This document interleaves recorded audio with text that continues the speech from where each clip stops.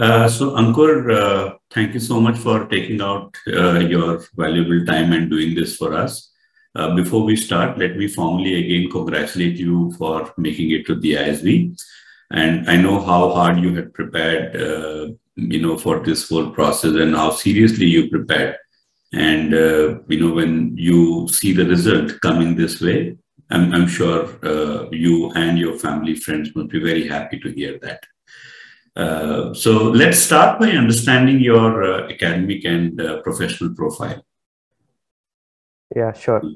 So I come from an engineering background.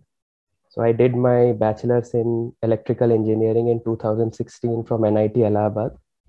Post that, I have been working in software industry. So a couple of years, I worked as a software developer. Then I moved to a business analyst kind of role, a functional consultant role. And currently, I am continuing that particular role in a healthcare organization, which is Optum Global Solutions. So that's a glimpse of all my experience and academics that I have till date. Great. And why did you decide to pursue an MBA? And how much time did you take to prepare for the GMAT and develop your application essays? Yeah. So I always wanted to move to the product manager kind of role. So once I worked in this business analyst role, I got a glimpse of working with the product managers and all other executives. So I had a keen interest on taking up that product management role.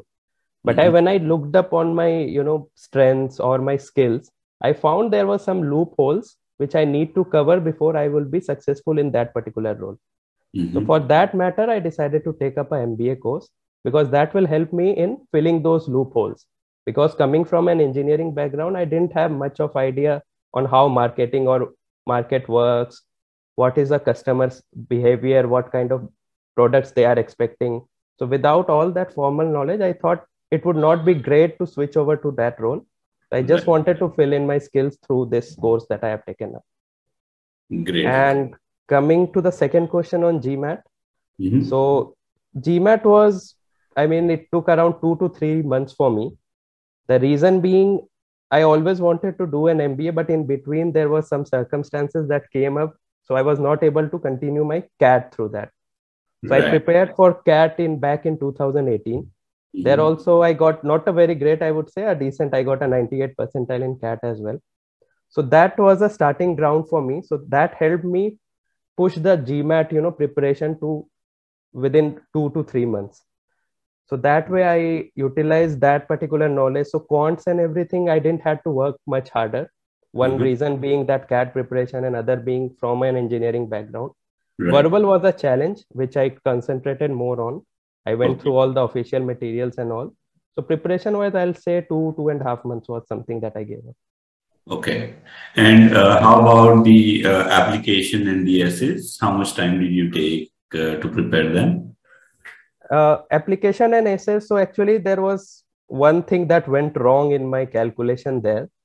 So I initially I calculated it like in the first go, I'll give my GMAT in somewhere, say around April or May. I'll get through them. Then I'll have 3 months to prepare for my application. Right. But I was not able to achieve the score in my first go. So that was a thing that calculation I would have done better. And I'll suggest everyone to do that calculation better because it's not necessary you will get your score in your first attempt. Yes. Very good. So that skewed my time for the application.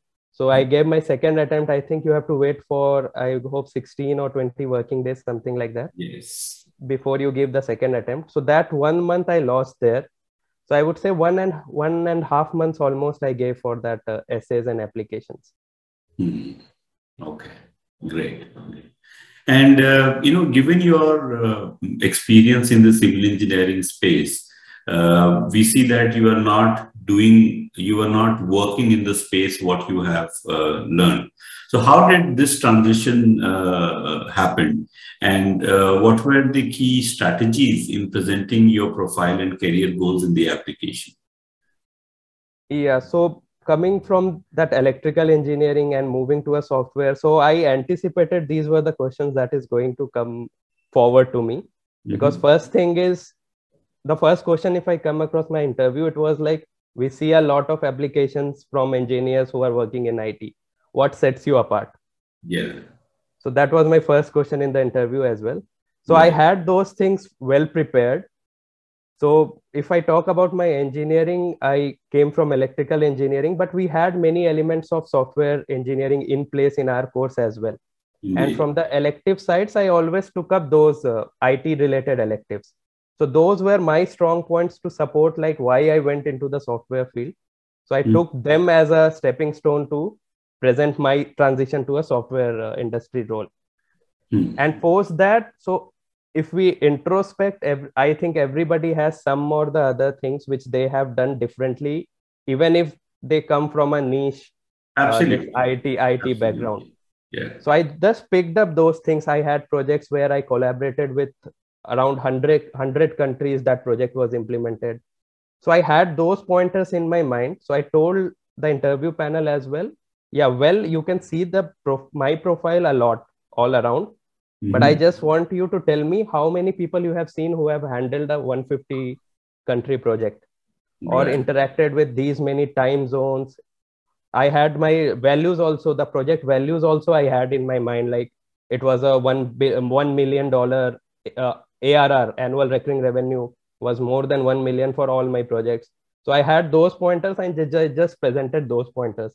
Like with an engineer, how many people are there who are handling this level of things and who can add a value addition to the class in this particular manner, bringing in that experience, global exposure and all. Great. Excellent. And how much time did ISB give you to prepare for the interview? I think it was 1 week. I got my invite on a Friday for the next week's Saturday. Okay. And how was your experience interviewing with ISB and what are the key areas of discussion during your interview?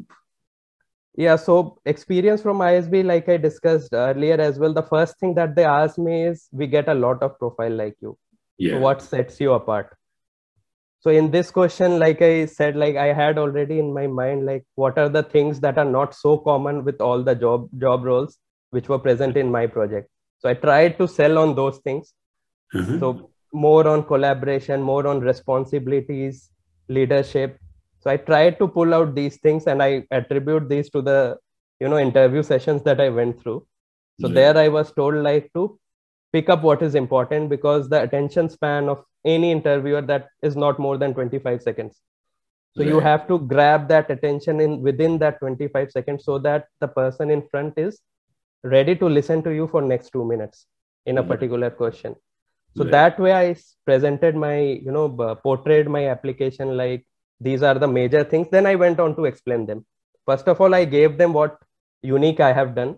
Then I went on to explain them and I only answered the questions which in detail when they were interested to dig in more deep. From that, they asked me which industry I want to go in. So I had my exposure in fintech. So I told them fintech. So from fintech, it went into, the cryptocurrency thing. Wow. So, okay. Yeah. So luckily enough, I had some idea of crypto and how it is going through the RBI, e-rupee and everything. Luckily, I had read them a day before and that came in handy. So I told them like, they asked me, why is Indian government not taking up crypto? What are the challenges with crypto? So I answered all of them. And then they asked, what do you suggest? Should we go ahead with crypto or should we not go ahead with crypto? Then the same e-rupee concept, like a cryptocurrency, which has been introduced by the government with some, checks in places that can be implemented and all that. That went through these things. Then I'll not call it a guesstimate, but kind of a guesstimate they asked me. They asked me if you were given a position to, vaccinate all the leftover people from COVID. What will be your strategy on that? So that was another question where I explained, like, I'll take up the census and all. I'll compare how much population is vaccinated, which part has less vaccination. That way I'll do the logistics and all. So that I explained. Right. So that was it rotated more around these lines only. Okay, excellent, excellent. And you went through mock interviews and counseling sessions with experts at ISBmantra. Okay, how these different sessions helped you streamline your thought, and how did your approach started changing, through these different sessions, helping you eventually in your interview? Yeah. So one very key thing that I took from the team is like what I said, like around the attention span and, portraying your best in the first 25 seconds. So whenever I had my mock session, so these are designed very technically, I would say, because first you have a session where you are not prepared so that the team can analyze what are the loopholes in your skill set, which they can work upon, help you to, fill those. Indeed. So first session was that. Then we have a career session as well, Yes. career goals session. So that way it is aligned very perfectly. So in my first session, what feedback I got is I was saying all the things, but the important things they were coming at behind. Yes. And that too, I think I had a session with you itself. Indeed. So that too, yeah, that too, you told me when you were probing me a lot, then I was saying those things which I should have said in the first 10 or 15 seconds. Yes. So that was a great change which I brought upon. Unnecessary, I was just, stretching the answers and losing the attention of the, the spectator who is listening to me. Correct. So that is the most helpful tip that I got. I try to make it concise and put the things which are important at first and explain only when the person is asking me to go in, dig in deeper.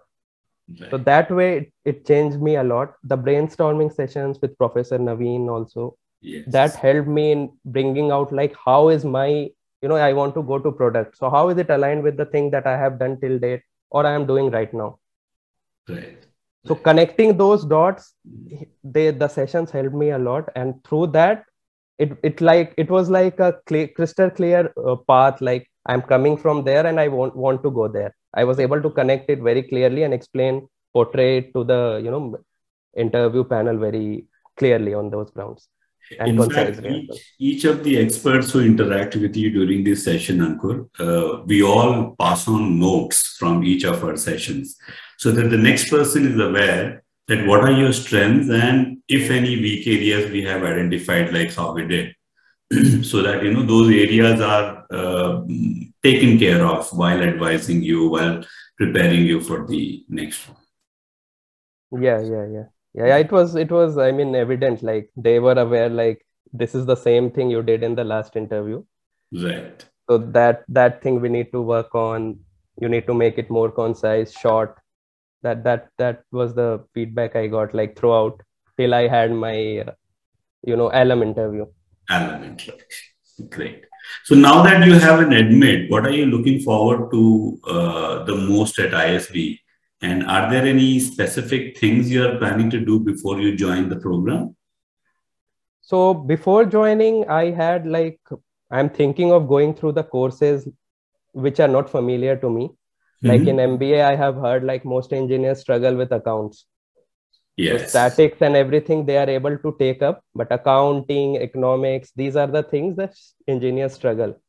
So I'm trying to take up those basic courses so that at least I have some idea before, because we don't get much of a time in a semester. Like we have to do 4 courses, I guess. Oh, yes. Yeah. So that will be something we'll not get time to start it from scratch. So that way I'm going through all the Coursera and other websites so that I have some knowledge on these things which I have never done in my entire life. Right. So that is one thing I'm doing before going to that. Post that, like through interaction of, the groups that we have created in ISB, I came to know it's a very diverse group. Like we have a MS AIMS doctor with us. We have somebody from an army background with us. So that I'm looking forward to learning from their experiences a lot. Classroom learning, of course, but the peer learning is something I'm looking forward. And parties also as well. Like parties at ISB is very famous, is what I've heard. Yeah. I mean, sleep as much as you can now, because next this 52-week roller coaster ride gonna really spin you off, So you will have a choice that in your free time, should you go and sleep or should you go out and meet more people, party with them and connect, better with the peer group. Yeah. So yeah, that's networking I'm looking forward to. Indeed. So before we wrap it up, what is your advice to the prospective applicants? Yeah, so many things. First of all, don't fall for the inexperienced advices that are, the rumors that we have in the market. Excellent. Like I have heard a lot. I had a 750 GMAT. So many people just told me, don't abuse the interview panel, just do that. Right. And you will be through. But it doesn't work like that. I mean, I know many people with a 770 who got rejected. Yes, correct. Yeah, so GMAT is not the only criteria, but yeah, it's an important one. Indian applicants score very good in GMAT. Yes. So we cannot, miss that particular thing, but it's just part of the application process. Other processes are equally important. Right. So first thing is, don't attribute everything to GMAT. Give it ample time. And the thing that I did wrong, we must have some, buffer time with us if our first attempt didn't go well. I would say have buffer time 3 till 3rd attempt at least. Because right. Many times, many of my friends as well, they did it in their 3rd attempt. And by that time, it was very late for them to focus on the application strategies. Right. Right. The other thing is, yeah, it is beneficial to appear in the round 1. But if you don't have time, we can always go for round 2. So skewing it up, just completing it somehow. I did it for, not for ISB. I appeared for IM A and B as well. So there I did this particular thing. In 7 days, I had to wrap up that. Right. And I had this perception in mind, like round 1 is very important. It has more chances and all. So I somehow wrapped it up. And those didn't result in those results were not fruitful for me. Right. So if we don't have time, you can wait till round 2. There are seats and the opportunities, if not more, but I think are equal in both the rounds. Right. I would not say to delay it till round 3. Right. But till round 2, we can delay if we don't have time. Round 1 is always beneficial. Yes. Right. Excellent advice, Ankur. Very good. So these advices I have, and taking help of a professional helps. I mean, that streamlines the process. And like I said, we must take it from a professional only, because every people, they don't have much of experience and they give us advice. Everyone gives us advice, and which most of the times advices are built for a particular individual, I'll say. So just giving a common advice is not going to help. So once we speak with the expert, they understand what kind of profile you have. Yeah. And based on that, the advice is passed on. So it's not a common thing that one size will fit all. It won't. Correct. So these are some of the tips that I'll give to the prospective students. Ankur, thank you so much again. And we wish you all the best. Thank you, Vikram. Thanks a lot for the team, for all the help and mentoring that I got. Thank you.